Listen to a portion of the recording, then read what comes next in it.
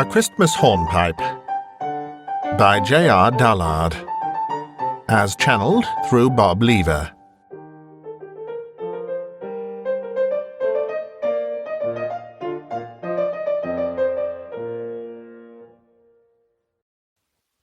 Picture, if you will, the snug seclusion of a candle-lit study at Gaylord College, Oxbridge, on a stormy night in late December, almost 100 years ago, where Oxbridge academic and confirmed bachelor, the Reverend Professor Dr. Montgomery Mablethorpe Zoomer, is situated on a Chesterfield wing-back chair before a roaring log fire to share the ritual of ghost stories over a Christmas bowl of smoking bishop with his coterie of young, fresh-faced student acolytes. Setting aside his cup of steaming punch, he opens the dusty tome that rests upon his knees and begins to read in a mellifluous voice. As an undergraduate at Gaylord College, Gideon Rees-Clitteridge had been fortunate to secure rooms on campus on the top story of the Queensberry Halls of Residence for the duration of his 3-year tenure. With its oak-panelled walls, feature fireplaces, and views over the pretty Baskerville meadows, he considered himself truly blessed. He felt equally blessed that throughout his residency the rooms across the landing had been occupied by Timothy, Big Timbo, Cratchit, with whom he shared a cordial relationship, and bathroom facilities. It was an equitable arrangement, as Cratchit was nothing if not meticulous in regard to personal hygiene, and never left so much as his ring around the bathtub.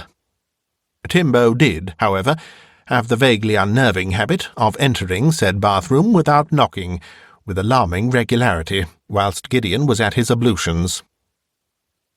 Term time was drawing to a close, and, with the nights drawn in with it, by 2:30 in the afternoon, darkness had descended upon Gaylord. Gideon lay submerged, chin-deep, amongst the soapy suds by candlelight, when Cratchit burst into his reverie, fresh from the rugby pitch, and bringing with him the distinctive whiff of damp earth, fresh sweat, and testosterone. The flickering candlelight cast Timbo's silhouette against the bathroom wall and ceiling, magnifying it so as to look like that of a hulking monster, not a man. A monster in motion, as he peeled off his striped rugby shirt, and, casting it aside, asked, with a laugh, if there was room in the tub for a little one. Gideon observed, dryly, that there was nothing little about Cratchit, and he must wait his turn, at which his friend peevishly closed the lid to the water-closet and took a seat. "Now, what's this the Provost was telling me about your intention to spend Christmas and New Year on campus?" he asked, inquisitively.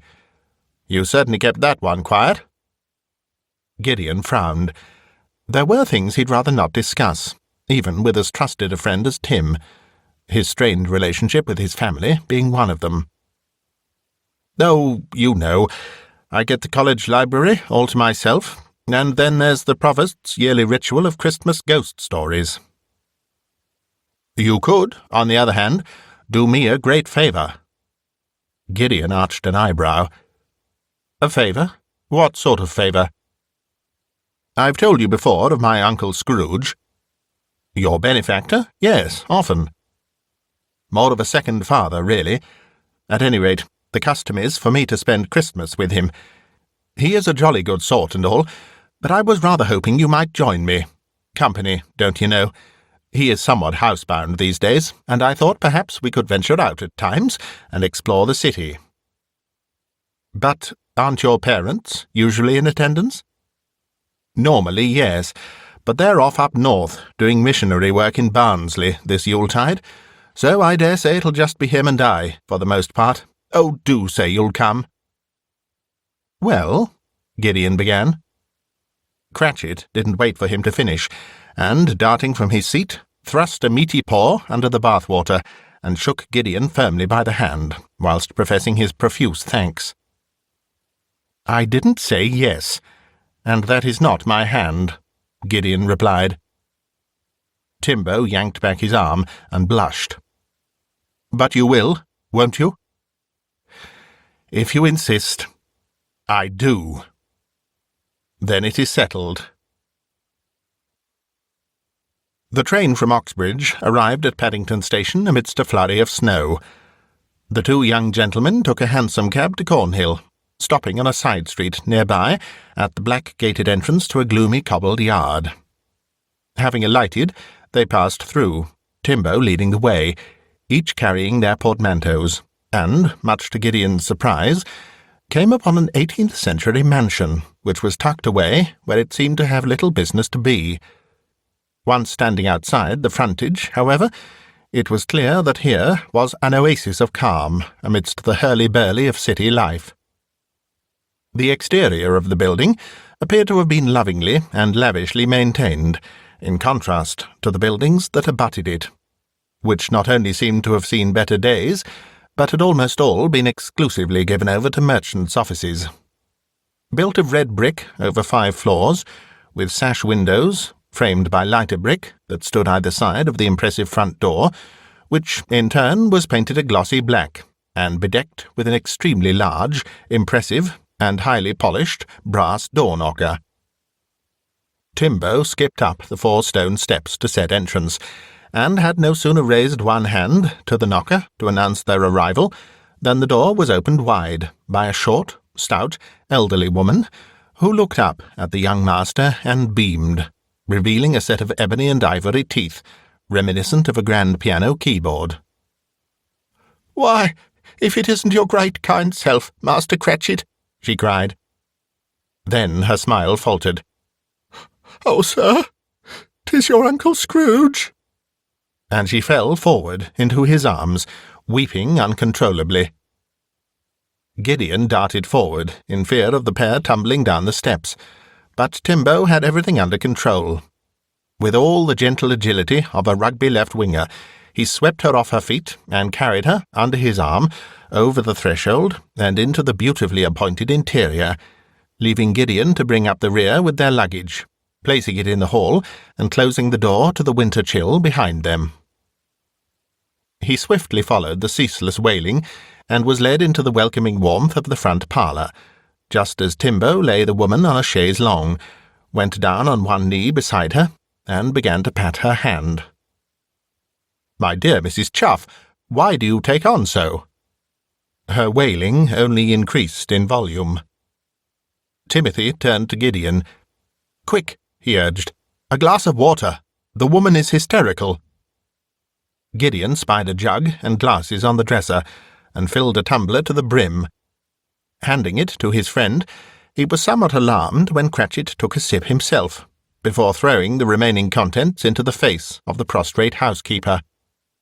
But it did the trick. Spluttering, Mrs. Chuff shot up to a sitting position, and as she dried her face on the front flap of her apron, she thanked the young master heartily for bringing her to her senses. Having once regained her composure, she strove to explain the rationale behind her emotional outburst. Old Master Scrooge's health had decidedly taken a change for the worse. Gideon took in the cheerfulness of the room, at odds with the mournful situation. A fire burned brightly in the grate, its light glinting off the holly and ivy decorations. A fir tree stood in the corner of the room, gaily decorated.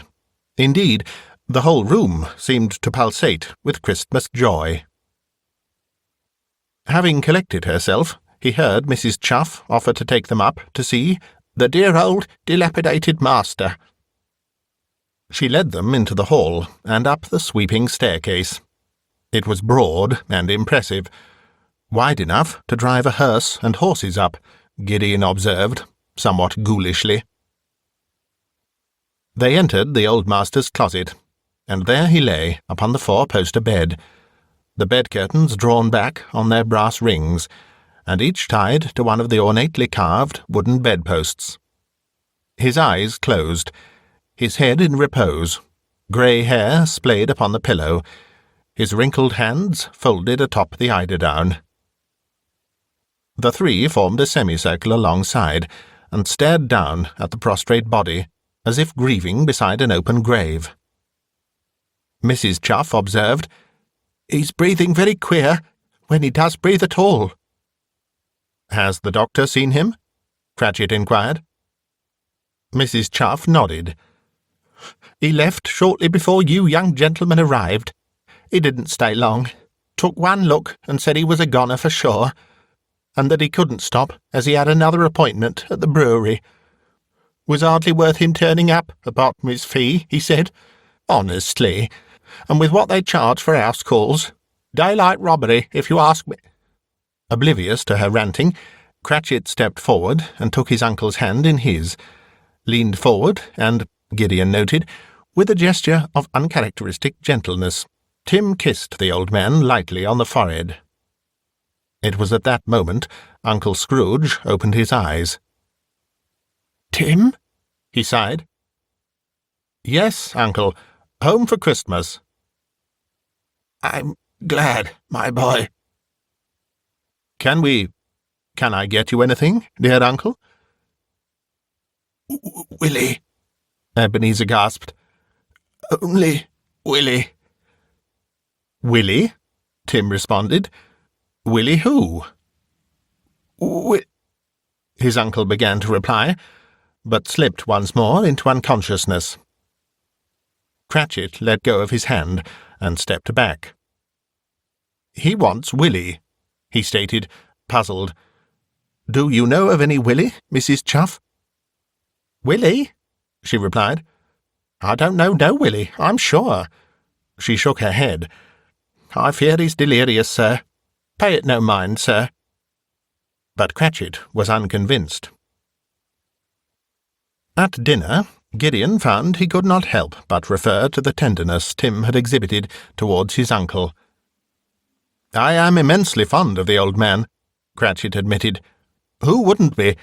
My family were grindingly poor, and if it were not for his intervention, I might not even be here." "Not here?" "No, for I was a sickly child. If Uncle had not intervened—" Cratchit let the thought hang in the air.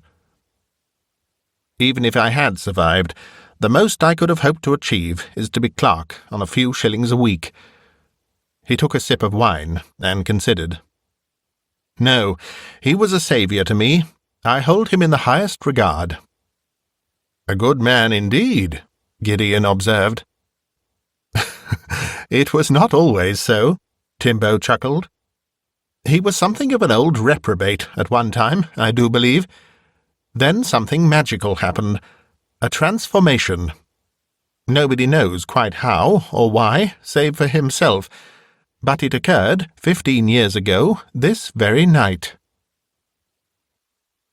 When the evening's pleasant intercourse was at an end, the young friends parted company and retired to their own rooms. Gideon fully expected to fall swiftly to sleep under the snug, heavily padded eiderdown, but his mind staunchly refused to comply. It whirred like the innards of a carriage clock, on and on and on, with unceasing momentum. Willie. What did Tim's uncle mean by it? The more he thought, the more perplexed he was, and the more he endeavoured not to think, the more he thought. The question of Willie bothered him exceedingly.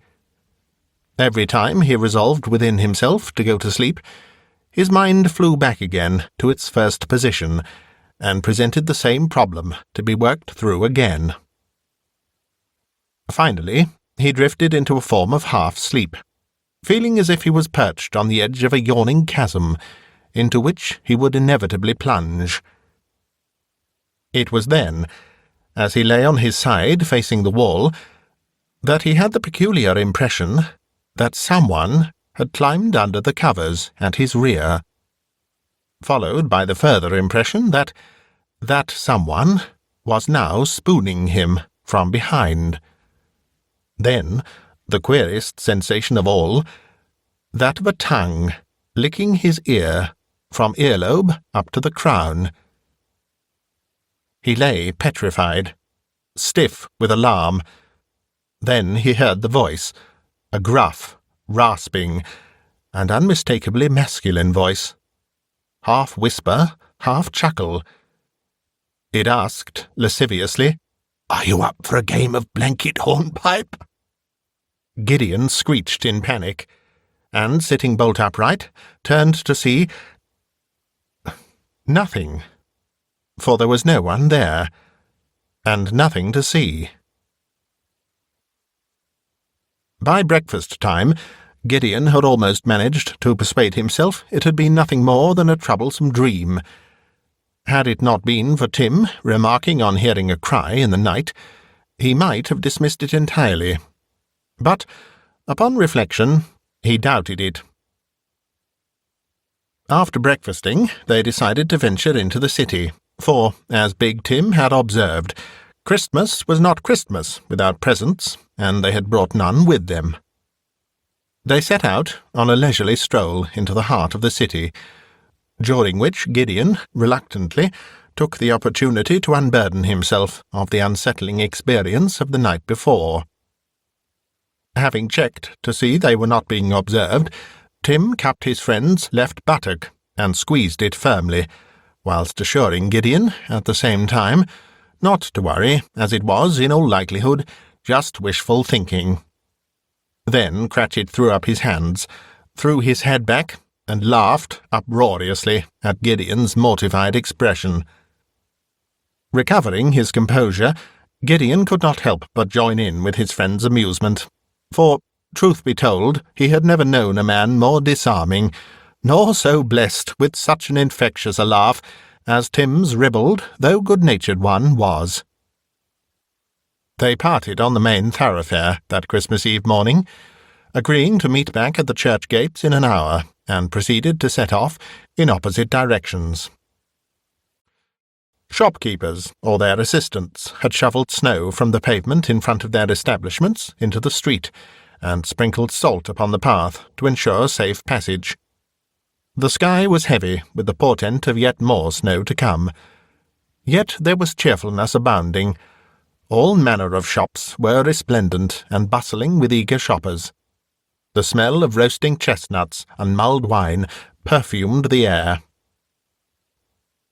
Their shopping completed, and laden with packages, the two men met before the church gates, as arranged, and headed off to take luncheon at a local tavern. It was on the way there that they chanced upon Fred, Scrooge's nephew by birth. "A Merry Christmas and a Happy New Year, young Timbo!" Fred exclaimed, shaking him warmly by the hand, the exercise being repeated as soon as Gideon had been introduced. After exchanging pleasantries, Fred's face grew very grave. "I am heartily sorry to hear of Uncle Scrooge's condition. Heartily sorry.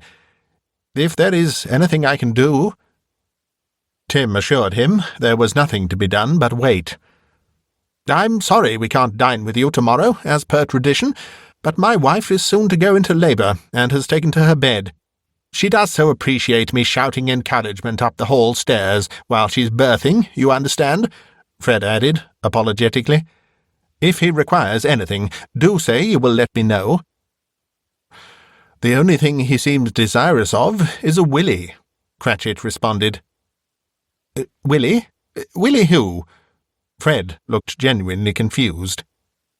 "I half hoped you might be able to tell me." "I?" "I am under the impression he may have been a friend of years ago. I thought you might—" "The only friend I ever knew him to have had, if you could call an ex-fiancée a friend, is Belle Enders. She may be able to help you. She lives about the funeral home, just off the end of the High Street. You might want to pay her a call while you are in the vicinity. Kill two birds with one stone, if you'll pardon the expression, and save yourself a second trip. I do believe she retains a soft spot for Uncle, and is always perfectly delightful to me. He missed out there, I believe." Both young men were shown into a parlour by a stiffly efficient housemaid. The room was not so large or handsome as that of Tim's uncle, but equally bedecked in Christmas finery, and full of comfort. Near to the winter fire sat a handsome, matronly figure. Both men could well imagine she had once been a very beautiful young woman. She radiated kindness, and they were quickly made to feel at ease in her company. After introductions, as they partook of afternoon tea and finger biscuits, she was happy to admit that, "Yes, your uncle and I go back a very long way, and I'm truly grieved to hear he has made his way to death's mouldering door," at which point she offered Tim a leaflet advertising the undertaker's services and fees. "We were once betrothed, and very much in love, but it was not to be. I bore him no ill will thereafter, but, alas—" Her expression saddened. "Some short time after we had parted, I was first courted by, then married, his dearest friend in all the world, Richard Wilkins. They had been apprenticed together, before Ebenezer fell under the influence of the contemptible Jacob Marley," she added, sourly. "Your uncle had no dealings with either of us ever after." "And Mr. Wilkins?" Tim inquired. "Died a young man, always a delicate creature, whom a breath might have withered. But he had a large heart." "And you bear no hard feelings?" "None. I was still young when widowed. I met my second husband, Jonathan Thomas Enders, at the funeral, he being the undertaker in charge. John Thomas and I were to be blessed with the children I had so longed for Dick and I had not been so fortunate in that direction."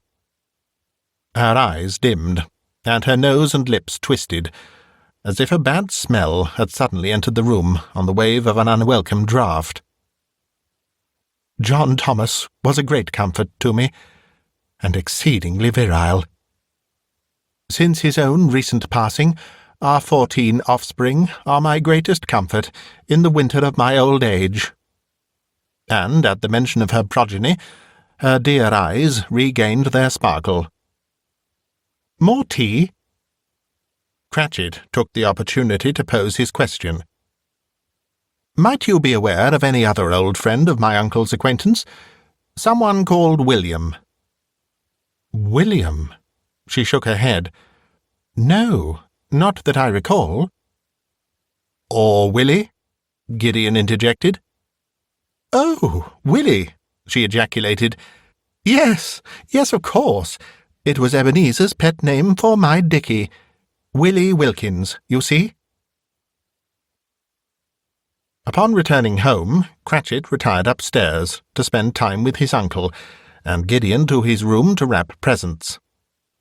Having bathed and dressed for dinner, the pair dined soberly. Mrs. Chuff wished them both a Merry Christmas before taking her leave to spend what was left of the blessed eve with family. The two men shared an after-dinner cigar, then spent the evening playing cards, Cratchit having promised that they would welcome in Christmas Day with his uncle. As the hall clock struck the 3/4 before midnight, they dutifully put their cards aside and ascended the stairs. Scrooge looked paler than ever, and was breathing with the greatest difficulty. Tim sat beside the bed, and took his uncle's hand in his once more. Gideon took up a watchful position in a chair beside the fire. All was silent, except for Ebenezer's troubled breathing. Quiet, that is, until the clock struck the hour of 12 with a resounding bong. Instantly there came a rapping on the front door knocker. "Who on earth can that be, at this time of night?" Cratchit hissed.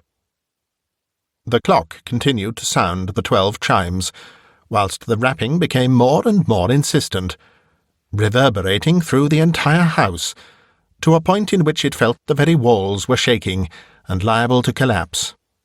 Tim jumped to his feet.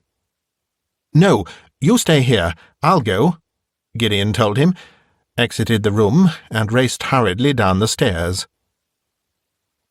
As Gideon approached, he saw, to his horror and amazement, that the very door seemed to be flexing back and forth in its frame, with the force of the thunderous clatter, and he struggled to throw back the bolts and unlock it. Yet, as soon as his hand touched the doorknob, The rapping ceased. Shaken, he took a deep breath and turned the handle, but peering outside, saw nothing, for there was no one there, and nothing to see. Then, suddenly, an unseen power so forcefully pushed him aside that he fell to the floor as a great wind raced past him. In that moment he was so startled he lay frozen. But hearing the thud of invisible footsteps racing up the stairs, he quickly came to his senses, got up, and gave chase. The sight that met Gideon's eyes as he stood in the bedroom doorway had truly to be seen to be believed, for no sight upon this earth had ever been more startling to mortal man. Cratchit stood, his back pressed against the wall, his eyes wide with astonishment. And there, sitting beside the bed, holding the hand of the frail old man who lay gasping his last, was what could only be described as a luminous, ghostly apparition. It took the form, but not so solid a form that you could not see straight through it, of a young man. Upon its handsome countenance it wore a benign and loving expression as it gazed on Ebenezer Scrooge. Finally it spoke. "Come now, Ebenezer. It is time." The old man's eyes fluttered. "Willie, you came back for me. Willie, my fine fellow." "Of course." "But I wronged you. I betrayed your trust. I should have been a faithful friend to you." "You have always been faithful, Ebenezer. In here." And here it lay a ghostly hand upon Scrooge's heart. "Don't I know it? Cannot I see into it?" "Thank ye, dear Willie. My own dear Willie," Scrooge mumbled, and in so doing breathed his very last. "Come," said the spirit. "Rise and walk with me." And in the instant a second apparition, just as luminous, rose from within the corpse upon the bed. It was that of a vital young man, one perfectly suited to the first. They faced each other, and, as the one continued to grasp the other's hand in its ghostly grip, the sash window slid open at their side by powers unseen, and together they drifted out it into the night. Tim and Gideon followed in their wake, peering out into the cloudless night. There was nothing to see but the stars above and shimmering snowfall below. The doctor would need to be called out, of course. Otherwise there was little that could realistically be progressed until Boxing Day. Timbo covered his uncle's face with his bedsheet, whilst Gideon put out the fire, and, closing the closet door behind them, they went downstairs to the parlour. Cratchit poured them both a stiff one, and they clinked glasses. Having witnessed the miraculous, it hardly seemed adequate to wish each other a Merry Christmas, so instead Tim took a gaily covered parcel from beneath the Christmas tree and handed it to Gideon. It was a rectangular box, Gideon could tell that much, though dressed for the occasion. He shook it next to his ear, and it rattled a little.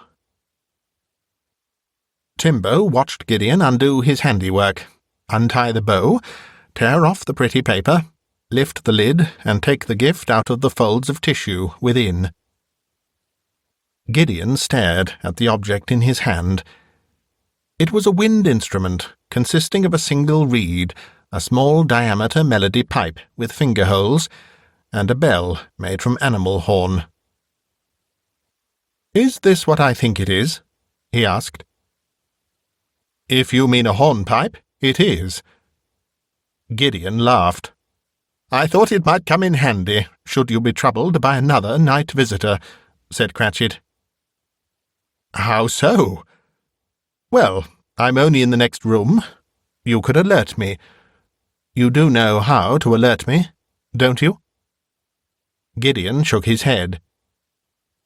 "My good man," Tim advised, "you just need to put your lips to the mouthpiece and blow."